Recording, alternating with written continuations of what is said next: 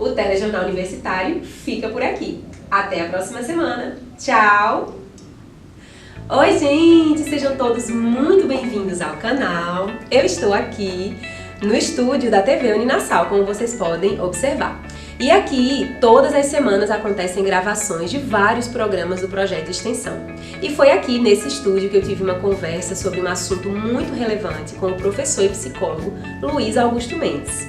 E esse será o vídeo dessa semana. Mas antes de trazer a entrevista para você, eu te convido, como sempre, a se inscrever aqui no canal, ativar as notificações do sininho, deixar o seu joinha, o seu comentário, porque você me ajuda bastante aqui na divulgação do canal. Então, eu convido você a ficar atento porque o assunto é muito interessante. Vamos à entrevista!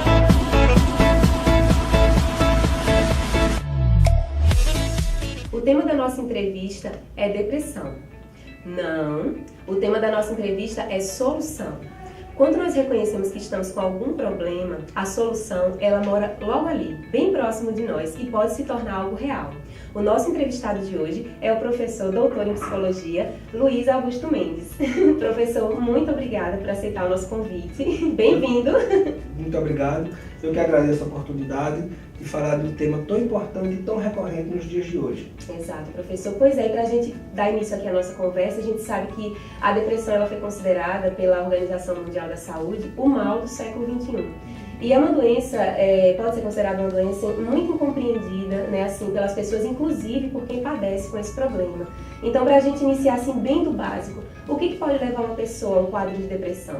Bom, a primeira coisa que a gente tem que entender é que normalmente a gente procura um motivo para a depressão, ok? E ela pode não ter um motivo externo, que a gente vai chamar de uma reação, algo que aconteceu e eu vou reagir. Ela pode ser simplesmente endógena. O que é que a gente chama de depressão endógena? Como qualquer parte do nosso corpo, o nosso cérebro ele tem uma química, um funcionamento, e muitas vezes a depressão ela vai decorrer de um mau funcionamento dos neurotransmissores que nós temos no nosso cérebro, que são justamente eles que regulam o nosso humor.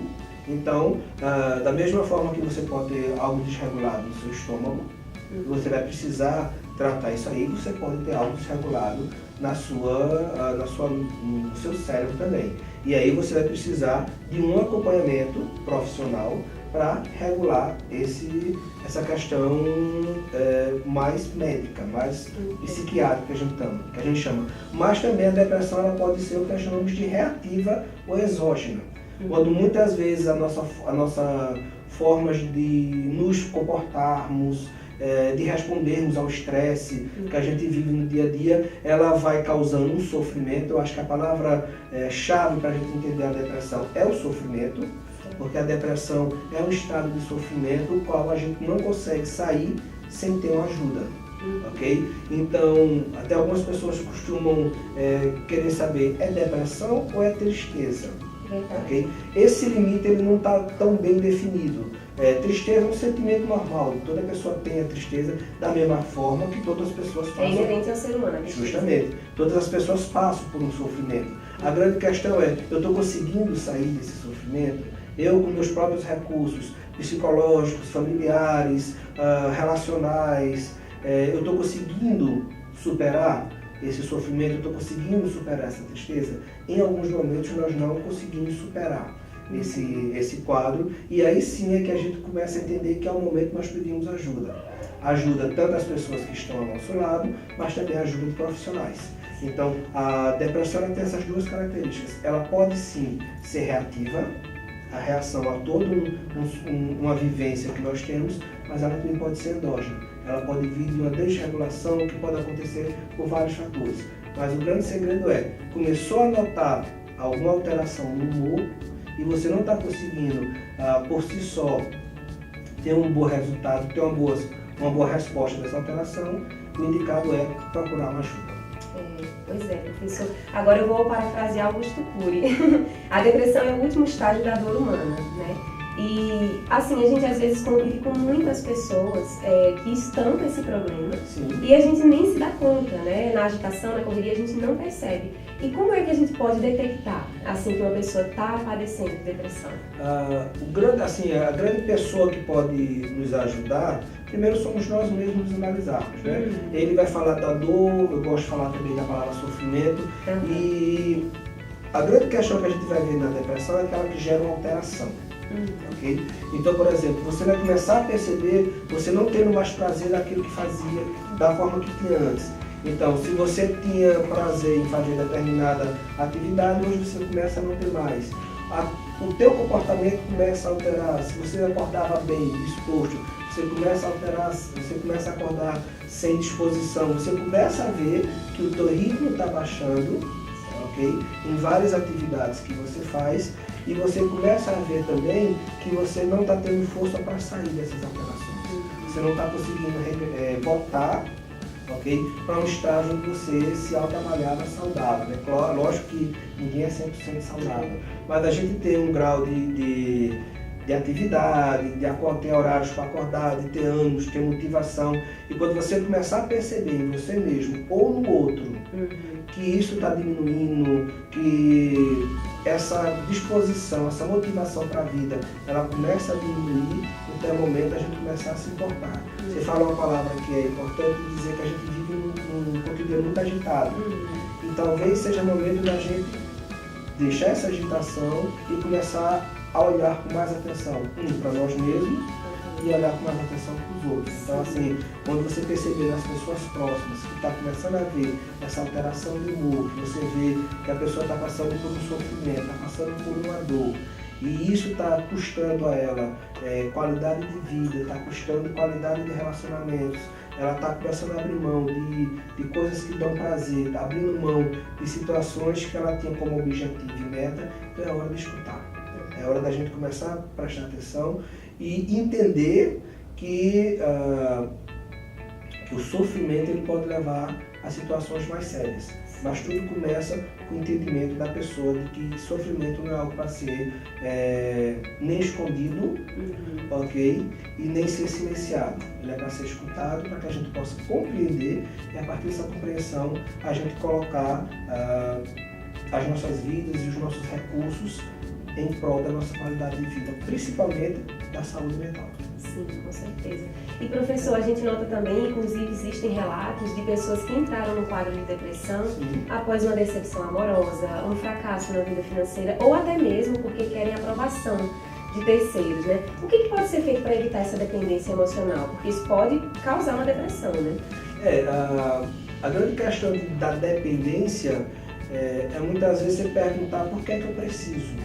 Lógico que nós precisamos do outro, o ser humano é um ser social por natureza, nós conseguimos nossa existência enquanto ser, quando a gente está em relacionamentos, mas o que eu posso entender é que a pessoa que mais se conhece sou eu. Okay? Então, quando eu me conheço, que eu sei dos meus limites, eu sei das minhas possibilidades, eu sei das minhas características. Então, por exemplo, eu gosto muito de estudar as redes sociais e eu não posso, com o meu biotipo, querer ser o biotipo da modelo, do astro, da TV ou coisa parecida, porque eu entendo que eu tenho minhas particularidades. Então, para a gente não depender tanto do outro, eu preciso ter um autoconhecimento de mim.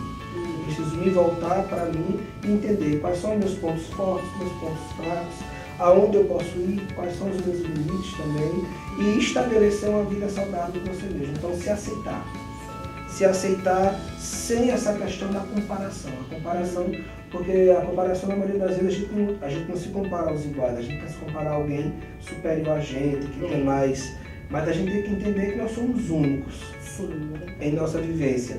E essa coisa de ser único faz com que a gente não possa se comparar com todo mundo, mas mesmo que se comparar, entender que ele tem as características dele, as diferenças dele tem as minhas. As dele são boas, as minhas também. Então, é mais nesse sentido de se analisar e se aceitar. Então, assim, a questão de não depender vai muito de se aceitar, mas para se aceitar tem que se conhecer. Então, parar um pouco a correria, parar as redes sociais, parar o barulho externo para se ouvir, se conhecer, hoje é algo que é necessário. Foi muito bom agora que o senhor mencionou redes sociais, porque eu ia comentar exatamente isso. Tudo está muito digital hoje, né? A parte da agitação que a gente vive, tudo está muito digital, inclusive as conversas. E, assim, os relacionamentos eles estão ficando cada vez mais escassos, né? Como que a gente pode, assim, de que maneira, né, que os relacionamentos influenciam positivamente numa pessoa que está diagnosticada num quadro de depressão? falando duas partes. Primeiro, falar das redes sociais. Eu, particularmente, eu sou um entusiasta da tecnologia, eu gosto das redes sociais, mas quando a gente usa ela com um propósito muito bem definido. Então, assim, tem um livro de um autor chamado Nasbit, que ele diz o seguinte: high-tech, high-touch. Tecnologias avançadas deveriam servir para a gente ter um contato maior também. A grande questão é que muitas vezes nós trocamos um tipo de contato por outro. Okay? Nós deixamos o contato da vivência, da experiência, do estar junto, do tocar, por um contato somente virtual. E na verdade o virtual pode sim ajudar a gente a aprofundar esses contatos que a gente precisa enquanto ser humano. Mas, e até eu gosto desse termo, no digital nós temos uma rede de contatos. Porque se ela fosse uma rede social, como a gente gosta de dizer, existiria um programa de apoio ali, umas pessoas. E muitas vezes, por exemplo, eu tenho uma rede social que eu tenho 3.000 pessoas me seguindo. Mas eu conheço o quê? Pessoalmente eu conheço 50, 30 pessoas. Dá para colocar nos dedos quem participa realmente da vida. Justamente. Então, isso é uma rede de contato, não é rede social. Então nós precisamos de redes sociais, no tipo de vivências mesmo, de experiências. E a questão dos relacionamentos, eles são muito importantes, porque os relacionamentos fazem com que nós criamos os nossos grupos de apoio. Grupo de apoio da família, e a família é algo que a gente tem muito próximo. Quando alguém está com depressão, são os familiares que estão ali junto, convivendo, apoiando. Então é necessário que a família esteja ali junto, primeiro entendendo o que é a depressão, para apoiar, mas os amigos, os relacionamentos, são grupos de apoio que nos ajudam, principalmente quando eu tiver, por exemplo, uma crise depressiva. Vão ser eles que vão me ajudar a olhar para frente, a estabelecer novos objetivos. É uma rede de apoio, é uma rede social. Então, na hora que a gente está precisando de ajuda, eles são muito valiosos e devem ser assim, buscados, devem ser valorizados. Então, tanto os amigos devem entender qual é a necessidade daquela pessoa que está passando por uma depressão, mas a pessoa que está com uma depressão tem que entender que é necessário quebrar a vontade que ele vai ter de se isolar, mas justamente procurar esses grupos de apoio, esses grupos que vão ajudar ele a superar as limitações e as dificuldades que ele está passando. Perfeito. Professor, só finalizando, voltando um pouquinho ao que a gente falou, né? Quando a gente observa que uma pessoa muito próxima está com um problema como esse, assim, como é a abordagem? Porque às vezes existe um preconceito, você sabe, Sim, né? Claro. Então, como que a gente pode chegar e abordar, né? Assim, falar de modo que a pessoa não se sinta, como é que eu posso explicar? Até ofendida, porque tem gente que se ofende, né? Eu acho que quando você nota, como eu falei no início, que a pessoa está começando a alterar o seu humor, e esse humor está ficando mais triste, mais depressivo, eu gosto muito do termo empatia. Sim. Às vezes você não precisa falar, você precisa escutar. Sim. Então você tem que estar atento para uma escuta mais cuidadosa, uma escuta mais qualificada, uma escuta onde você invista tempo. Onde você vai fazer investimento de tempo para que ela se sinta segura e passe para você aquilo que ela está precisando, sem ser julgada, sem ser avaliada. E isso é muito importante, quando existe uma diferença que eu gosto de trabalhar, que é a diferença entre simpatia e empatia. Às vezes nós queremos ajudar de forma simpática, ou seja, eu vou falar com ela e já vou levar a solução, vou chamar ela para sair, vou chamar ela para fazer isso, vou fazer tudo, mas na verdade a gente precisa de uma ajuda empática. Em vez de você levar uma solução, você se disponibiliza e leve a escuta. Você escuta, você começa a entender por que ela está daquela forma, o que é que ela sente, como é que ela quer sua ajuda, e entender justamente isso, que quando você escuta, você está se apoderando de algo que a pessoa está disposta e está precisando compartilhar. Então, assim, o grande ponto de ajuda é a escuta. A escuta atenta, entender quais são os limites, tanto dela, porque às vezes a pessoa vai dizer, não, eu estou dessa forma, mas você como alguém que está apoiando vai dizer, eu acho que aí você já está precisando de uma ajuda profissional, você já deve procurar um psicólogo, você já deve procurar um psiquiatra, você deve procurar um técnico da saúde que vai avaliar isso de forma mais pontual, de forma mais focada e assertiva.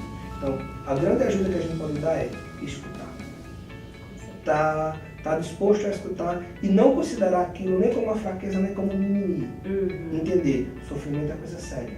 Dor é coisa Se colocar séria. no lugar do outro. Se colocar no lugar do outro. Então, esse é o grande segredo. Esteja pronto para ouvir.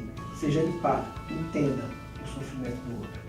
Ai, que maravilha, professor. Obrigada por todas essas explicações e obrigada por aceitar o nosso convite Muito aqui obrigado também no Universidade em Revista. Volte sempre. Voltarei. Muito obrigado também. Obrigada também.